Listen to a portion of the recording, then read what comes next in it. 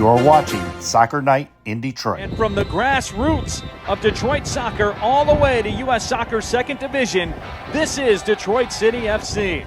Goal for Detroit City. What a play by Alec Wasinski. Monday with the right foot. It's in the back of the net. Jupe curls in and bangs it in off the post. Antez Jupe, are you serious with that? Header!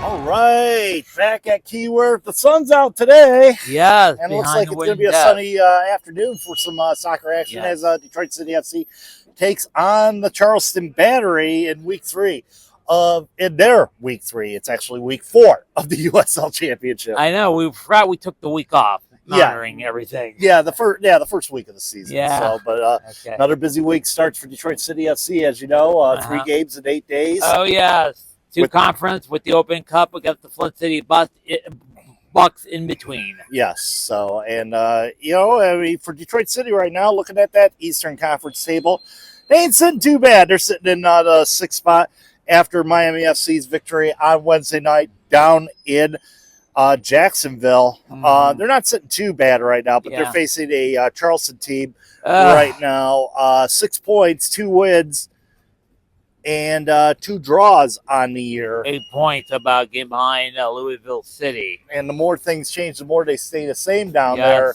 You're right. One constant, one being Ben Pierman. Oh, yeah, Ben Pierman. He would work with any lineup. Let me show you the graphic a little bit. This was his lineup last year. An all-star team. You got Cal Jennings, M.D. Myers, an all-star team, but they didn't get the job done in the playoff with their shocking first-round exit. Now look at this lineup from 2020 this year. Totally different. A lot of the revamped lineup for the year for Charleston Battery. But like I said, he is the one constant there, and the more things change, the more they stay the same. Here's a graphic I've got. I'm going to share with you here. This is the lineup that was on the pitch the last time Ben Pierman coached for Detroit City FC. Wow. That was 2018, right? I believe so, yes. Yeah. And with the retirement of Stephen Carroll, not a single player on that squad is part of that on that game sheet. Maxie wasn't here? Maxie wasn't here? No, Maxie wasn't here either. Okay. And I don't see, no Connor Rutz either. Connor Rutz came after, Trevor James took a helm. So, Sean Claude Lawson is on the lineup because he's the reigning goal scoring leader. And Roddy Green. Roddy Green Sr. Saw him recently. Yes, so Roddy Green's on the lineup as well. But as I mentioned, there's no active players on that squad. Wow. So that's a time change. Time flies when you're having fun. Don't forget, we changed the league twice: the NISA, NISA, and USL. Yes. So, and Ben Pierman, of course, got hired by the Memphis 901. Rest in peace. I know. And then moved on to Charleston Battery, where he has won a Eastern Conference championship, and of course, that was the match against Phoenix Rising, which they lost the penalty. I know they were leading until they gave up a late goal, and they were leading in PKs before it all fell apart. And indeed, it did. And you know what? And like I said, one of the constants, and probably one of the better coaches in the USL Championship. I agree. He's up. He's probably the top-notch coach now with Danny Cruz has. For Minnesota United. And he may make history with a win. He will be the second fastest to 100 or second youngest to 100. He's only 40. He's not that old. No. He sowed his coaching notes over at Michigan State. Yes. He was coaching with his brother or his father. Yeah, you could say brother. Okay, his brother was over. Yeah, he was coaching over there at Michigan State. And he learned the more trick of the trade here at Detroit City FC that set him up rightly to where he is at. Oh, absolutely, for sure. And he's willing to work with anybody from those 2 lineups I just showed for 2025 and 2026. Yes. You don't have the superstars anymore, but you're willing to adapt to their personalities and egos, and and all that stuff. He's a coach. He is a coach he's a tacticianer by trade, and he could whatever lineup he'll put out there, he'll make it to the best of their ability. He'll get them to play to the best of their abilities. So that's the one constant. Like I said, probably one of the benching or coaching, shall we say, top coaching echelon in the USL. You're today. right. So I mean, right.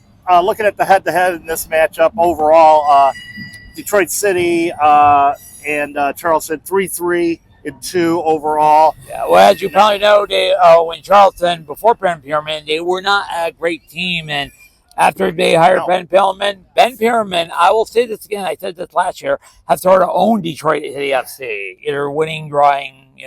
I can only count one loss, and I think with 2 seasons ago. Last year, Detroit City lost to them 3-1 here at Keyworth Stadium, and then they went to a 1-1 draw. They got a point. They got a point down in Patriots Point. That was key, being in the playoffs, literally. Yeah, absolutely. And let's see. Also in the recent history there, I think there was one other time. Charleston also had an advantage. Okay. Oh no, Charleston's 1-2. I'm sorry. Okay. So yeah, Charleston is 1-2.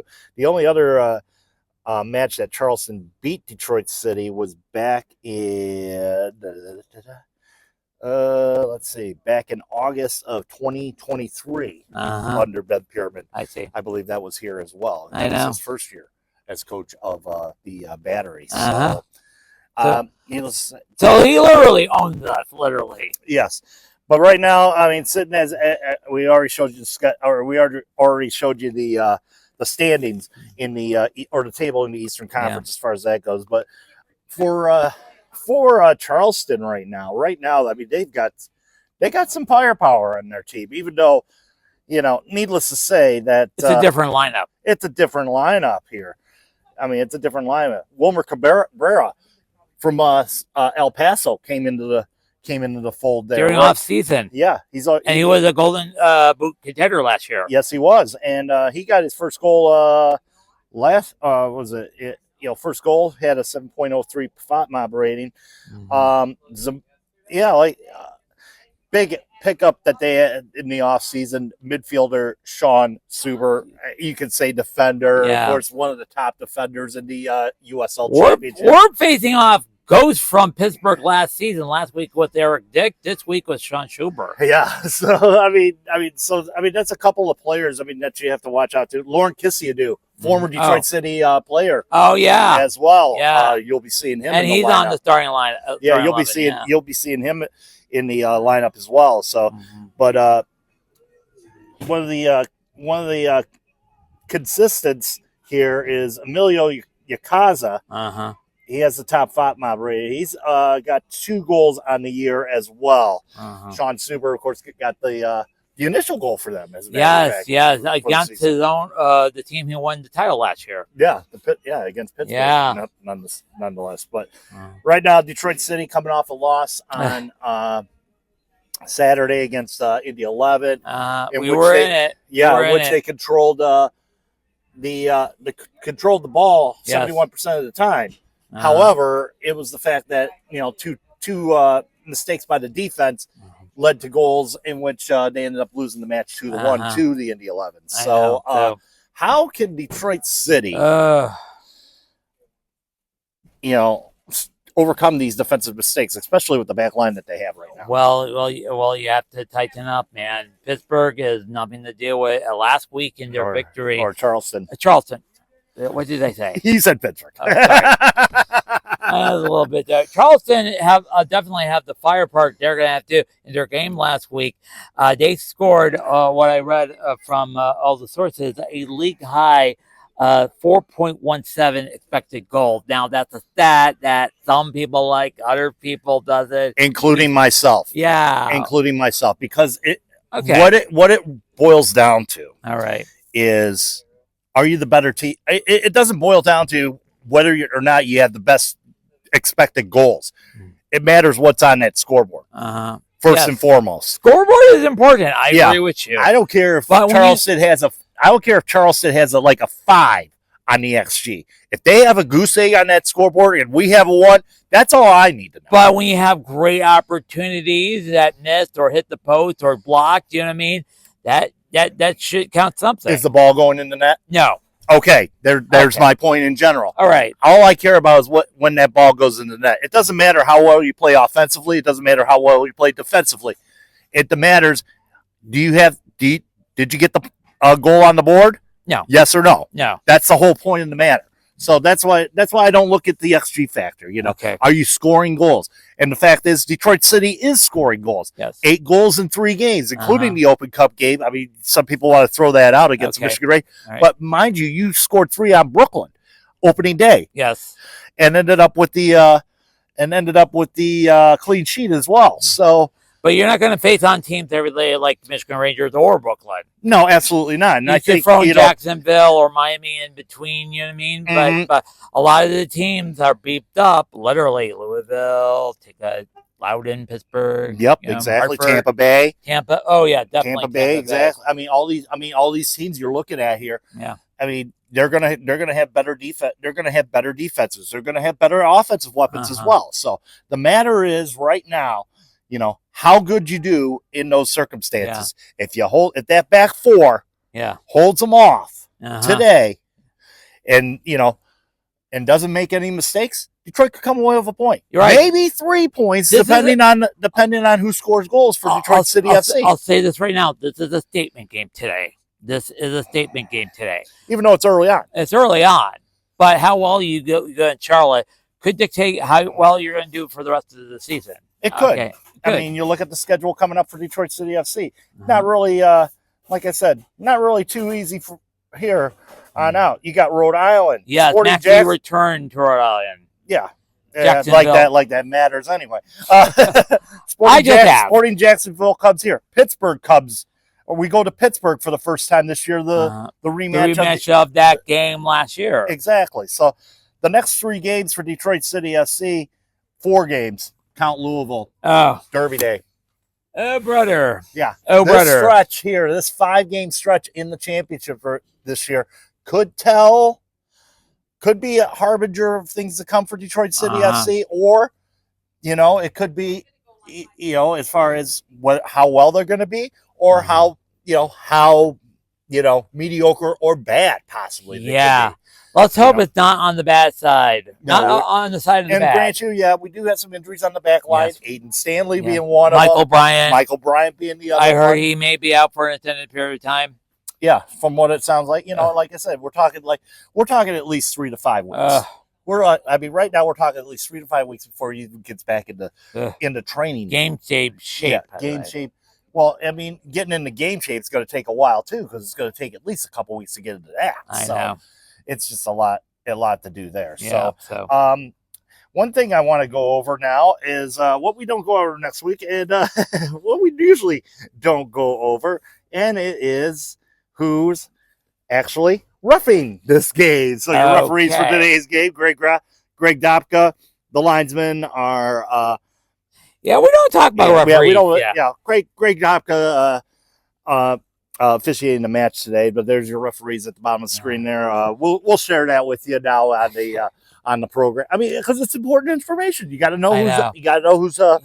Especially what we had to deal with last week. Yeah, including an inexperienced all-female ref. Yeah, it was very nice. It was all-female, but at least one of the whole refereeing in general in that tournament. Well, and then you shared something about it on the musings earlier this week with the MASLW men in a situation like that. But there was no W in the MASLW. They have a tough job. Mind you, I'm giving you the disclaimer now. They have a tough job to do. So, and by the way, do they select they have to select the referee? They get evaluated when they reach playoff time. Yeah, literally, just like the NFL do. Yes, exactly. You're right. Exactly. So the NFL evaluate. We'll just share that with you. I mean, sometimes we're not going to mention it as often as we do, but we want to share that with you as far as part of the program as well, so that way you know what's going on. So speaking of other things that's going on today, there's 4 other games going on in the USL Championship in a little segment we like to call the USL Today. Pittsburgh has not seen a night like this. for the first time ever, the Riverhounds, Eastern Conference champion. But there's seconds left. And there it is!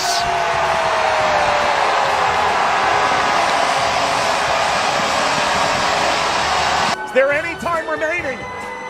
No! It's over! Detroit City! Lightning strikes twice! The Abe won upset for the second time in 3 years! And they knock out the Shield winner on the opening night of the playoffs! All right, 4 games to watch today. A plethora of games. There's 10 games on the docket, including ours and these other 4 that we're going to be taking a look at today. But most of these games can be seen on ESPN Plus. There's a couple that will be on the CBS Golazo network, as mentioned. Well, one of them as mentioned on the graphic there. But first one I want to bring up, and this is one of your matches. Hartford against Indy 11. Indy 11 coming off the victory last week against Detroit City. This is a high-end top 8 match. You know what I mean? Indy 11 come in if Bob would cooperate with me. Like I said, Hartford Athletic comes in. Here it is. Hartford 11. Hartford Athletic come in second place, 2 points behind Louisville, and Indy 11 have it. 3 points already. They won their first. They won their first game because that's last week. Eric Dick still manning the goals, and don't forget you got Isaiah Williams. You know what I mean? It's 2 goals on the year for him. You're right. It's sort of like a Hunted Pittsburgh week. Everybody meaning everybody each other. Either in matches or used to be teammates. So. Yep, and don't forget Anthony Siaha, one of the top goalkeepers in the championship. And then, like I said, it's Siaha versus Dick. It's a shall we say, a star-studded goaltending matchup that's going to be taking place this afternoon. Another one that you brought up, Brooklyn, who's had their struggles throughout the year, taking on Loose City. I call it a low-end top 8 match. Yeah, very low end there. Very, very low end. 9 points on the year for Louisville City compared to 3 for Brooklyn. Even though Brooklyn is in the playoff conversation right now. Right now, but after the first game, they've sort of slightly teetered up. But Louisville, Taylor Davila continue his MVP status there. Yeah, you can't beat Louisville despite losing players, replacing with better players, or in this case, better coach with the Danny Cruz leaving. And it seems like they can't be beaten. And this game is being played in Brooklyn today because if you saw last night on TV, yes, Birmingham took on Louisville last night at their own stadium, Led Family Stadium. I think that's the only way Birmingham can beat Louisville at this point. Let me tell you, that was kind of an oddball setting, a soccer stadium, including the Cooper stand. They have to stand for a football game. That's a little odd because one of the end zones is the Cooper stand. Is the standing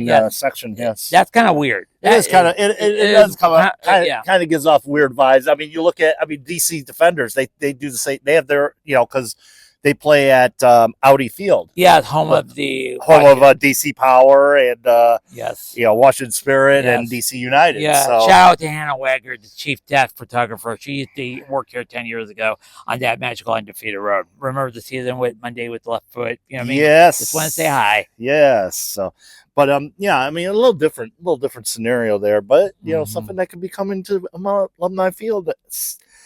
We shall see. Maybe if the league survives next year or 2 years. We shall see. We shall see. With that Fox money, I'm sure they're going to survive. Probably so. Big matchup in the Western Conference tonight. There are 2 matchups for the big matchup in the Western Conference tonight. Oakland Roots, not Oakland County. Shout out, Rob from Morning Kick Around. The east side of the bay, as they call it. The east side of the bay. Oakland Roots. 3-0 under Ryan Martin thus far. Wow. And we talk about Ben Perriman, all due with the coaching. Ryan Martin, unbelievable. Turnaround already for Oakland Roots. They're undefeated. I don't know if last year's defending champion Pete Wilson have scored yet. I don't think he's scored yet. Have he? Wolfgang Prentice, though, has been on a tear. He scored 2 goals already thus far this year. And I'll tell you what, Ryan Martin is coaching them up, and I'll tell you, they have been playing some great ball as of late. I mean, grant you, it was Prentice that scored one of the goals.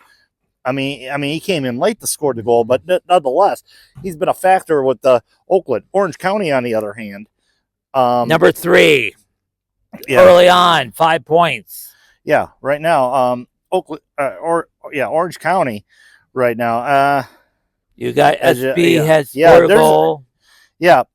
I mean, nobody's scored more than one goal on that team, so it's the very, shall we say, goal scorer by committee over there. Yeah, you could say that. Yeah, you don't have a leading goal scorer on that team, but they have been, they've been doing the job though, as far as the, the points go.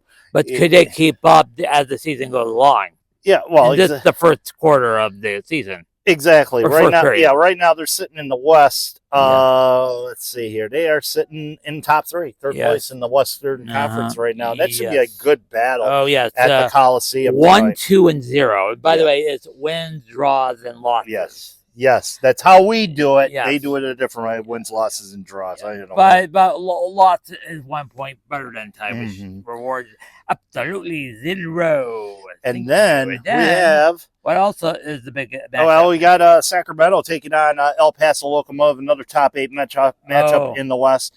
I'm sure Heart Health Park is going to be filled for that one. It will be filled for that one, unlike the... you want to hear my rant about that stuff? Go on to Musings from Wednesday, and I will talk about that. We'll talk about that, yeah. The thing is, I think, Sacramento, they're coming off they're coming off a draw against Monterey Bay, a rare draw. A very rare draw against Monterey Bay. And, this is a team, I mean, shall we say, they're usually the class of this conference right now. But right now, taking a look at the table in the West right now, Sacramento is 4th. Right now, tied with Orange County. El Paso's not that far behind. You're right. And El Paso surprised a lot of people last year, and they made an effort to get themselves in the playoff position at one time. But Cabrera, we mentioned one of the players that left for Charleston. Yes, no longer with them, but they seem to be keeping up so far this year. Taking a look at taking a look at Sacramento's lineup. They're Forster Iago, who scored 2 goals in that Open Cup match against El Farolito, one of their top goal scorers there. And then on the other side of the ledger, El Paso, their top goal scorer is Rubio Rubin with 3 on the year, and that's the main player I think Sacramento has to take care of tonight in order to gain a point in this match. So I mean, it should be a good, interesting one. CBS Sports Network with that one, 10 o'clock tonight. And speaking of the Sandy, guess who's surprisingly last? Only 2 games. New Mexico United. Yeah, what is going on with that squad all of a sudden? I have no clue. And like I said, it doesn't have anything to do with thinking about the stadium situation in New Mexico, which was talked about in morning. And New Mexico has been one of the top teams in the in the Western Conference for the last couple of years. I know. And I mean, kind of shocking. I mean, it's early on yet. It's early. And I mean, we want to reemphasize that. Yeah, we're going into a tough 5-game stretch. Detroit City FC is. Got to remember, it's early. You're right. It's like a quarter. It's like a quarter of the season. We still got 3 quarters to go. You're right. 2 quarters. Yeah. But remember, the points are important when we come down the stretch with the last 10 games. Oh, true.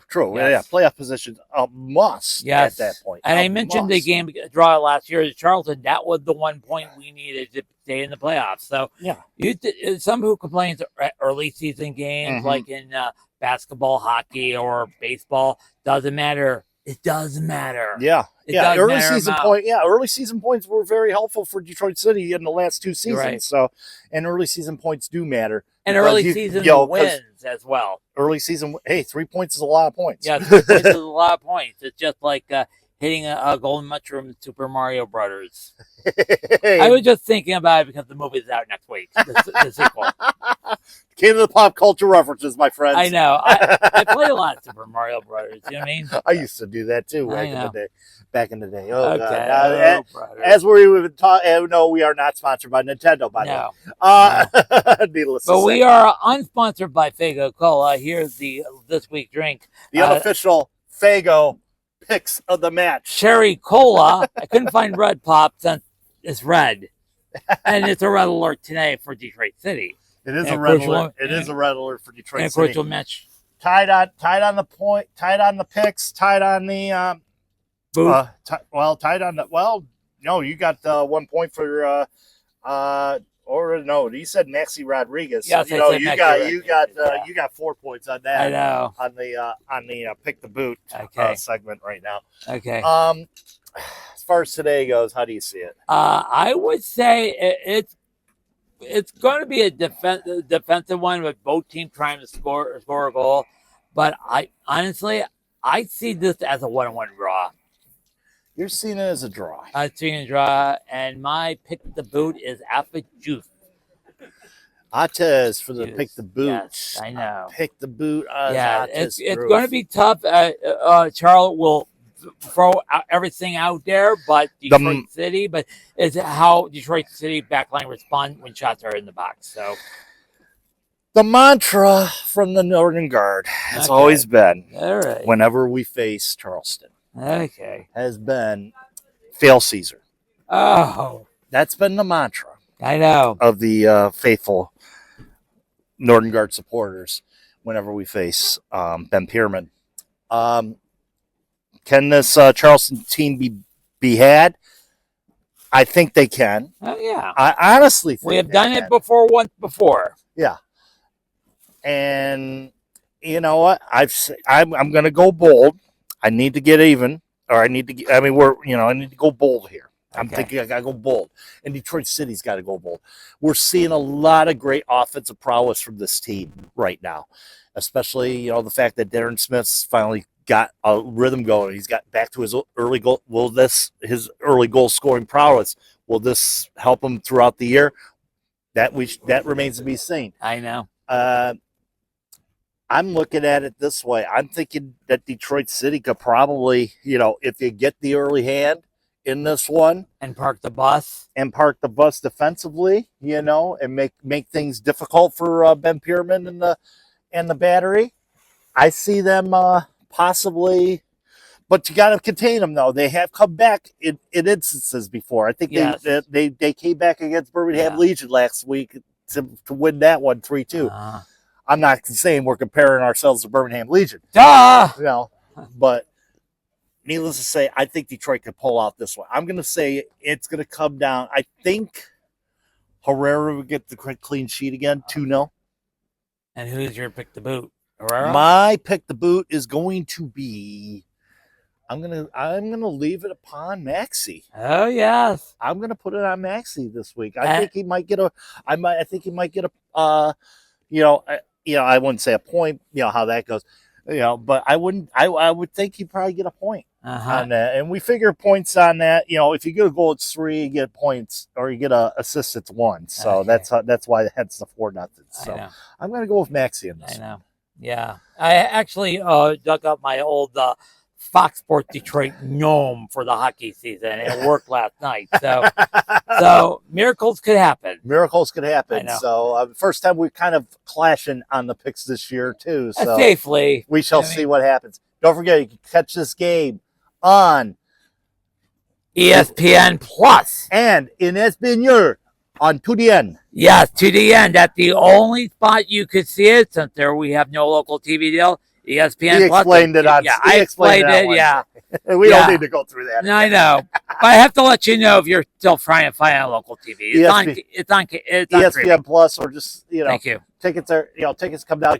Imploring you again, get those tickets for Wednesday night. They are available at USL League2.com.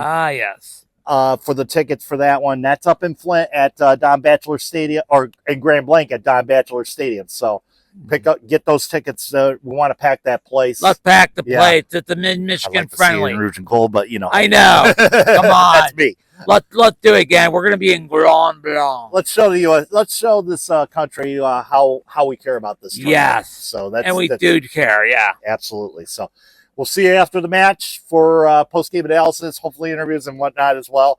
Until then, folks, keep your feet on the ground. Keep reaching for the galaxy and be good.